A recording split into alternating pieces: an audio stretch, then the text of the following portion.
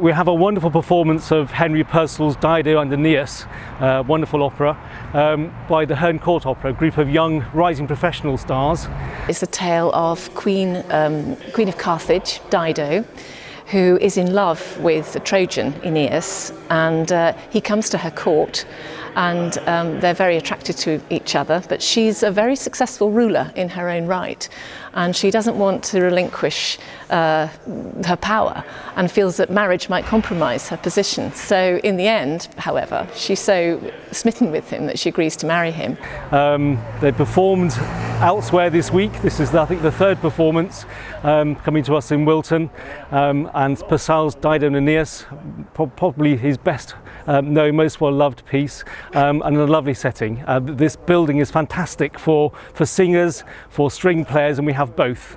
So whenever you go to another wonderful building, you have to attune your performance to the ambience, to the acoustic, and to the aesthetics of the building. And this building has a very, very powerful aesthetic, and we're all absolutely adoring being here.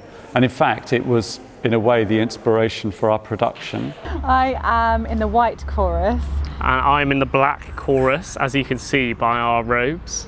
We represent like the public, and like I represent Dido's servants and people who work for her. And I represent the sorcerer and his evil witches, which is why I look a bit evil with the makeup and the sort of dark robes and stuff. So yeah, I think it's going to be a really great production. It's going to be stellar. Essentially, we're telling the story in a very simple way with a minimum of set. I mean, in a way, the building is the set. The emphasis has been very much on the movement and working with the singers to evolve a movement and a sort of choreography, although it's not danced as such. Strong flowing movement related to the human breath and to the act of singing, and some particular, I think, really effective, simple but clever effects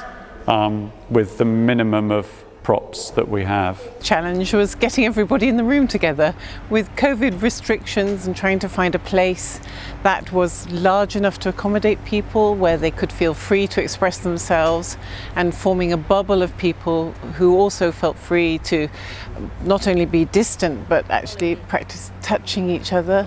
For the first time for a long time that we've all been so separate, that coming together to make an opera, having that cooperation between people and showing expression was really, really hard. We haven't really performed in Salisbury, but there's a very well-informed, artistically savvy audience in Salisbury, and I'm hoping that quite a lot of them will be here tonight and that they will appreciate and enjoy what we're doing. The show was outstanding, it was professional, the singers were of an amazing standard, the orchestra were beautiful, they were playing in the right style, in the lovely period of Henry Purcell, and this is one of the great gems of English opera. I really loved it. I thought the music was fantastic, the voices were brilliant, and the sets were imaginative. I would love to get back to regular concerts.